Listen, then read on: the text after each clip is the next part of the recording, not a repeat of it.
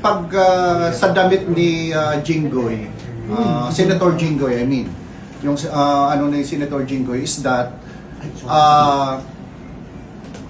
yung may time constraint during that time kasi kailangan na namin siyang i-deliver sa Sandigan Bayan dahil pinapapunta na ng Sandigan Bayan. Walang magkasya na damit sa kanya. We have lahat na ng damit na available sa amin, pinasukat namin, hindi talaga magkasya doon sa build ng katawan niya.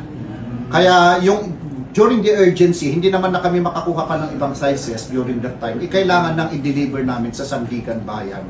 But again, yung ano is very cooperative sila naman doon sa pag-ano namin ng kanilang mga mugshot.